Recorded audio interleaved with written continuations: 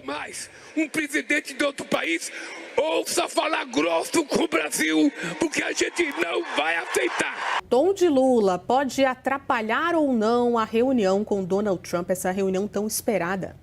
Pois é, né? O Lula disse que não vai aceitar que um presidente ouse falar grosso com o Brasil. Só que Donald Trump não fala grosso nem levanta a sua voz. Ao contrário de Lula da Silva, que é um autêntico bravateiro de palanque, mas até outro dia tinha medo de telefonar para o presidente americano com receio de não ser atendido. E, pelo que nós vimos até agora, a coragem do Lula termina na rede social. Porque na hora que o embaixador da Jabuticaba foi convidado publicamente na ONU para se encontrar com Trump, ele fugiu, acovardado, alegando ter muitos compromissos na agenda.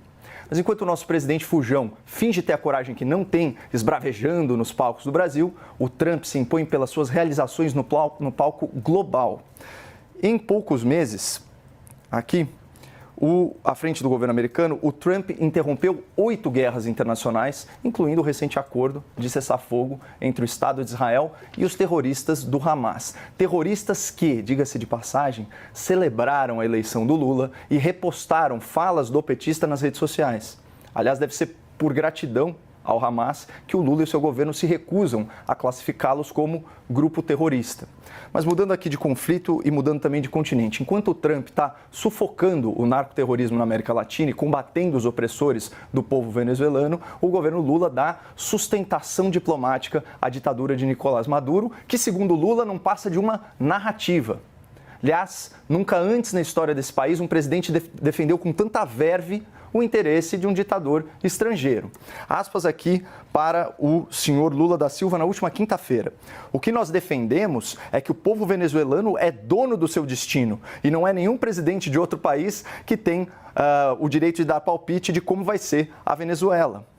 Quanta desinformação e quanta hipocrisia. O Lula finge defender a democracia enquanto apoia uma ditadura, fazendo de conta que o povo da Venezuela é soberano e decide o próprio futuro do país. E aí eu fico imaginando, se o Lula fosse o presidente do Brasil durante o massacre dos judeus na Alemanha, o que ele diria sobre Hitler e o partido nazista? O que nós defendemos é que o povo alemão é dono do seu destino e não é nenhum presidente de outro país que tem de dar palpite de como vai ser a Alemanha.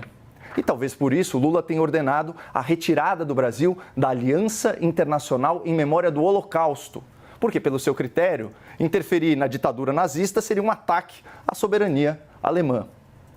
Se houver um pingo de honestidade intelectual no debate, esse discurso de autodeterminação dos povos, ele só pode ser admitido quando nós estamos falando de democracias. Ele não se aplica a ditaduras. Como é que o povo venezuelano pode ser senhor do seu destino, como disse o Lula, se o governo chavista persegue, prende, tortura, mata seus opositores políticos?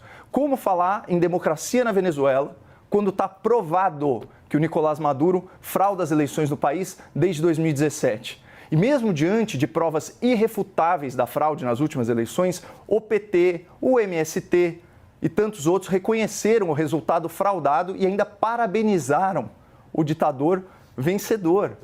Assim, quem manda no destino da Venezuela não é o povo de lá, como afirma mentirosamente o senhor Lula da Silva. Quem manda no triste destino da Venezuela é o ditador socialista Nicolás Maduro, amigo, companheiro e aliado do Lula, que o petista fez questão de receber com honras de Estado, tapete vermelho, talvez para combinar com a cor do sangue de milhares de venezuelanos assassinados pelos esquadrões da morte e pelas milícias do regime chavista.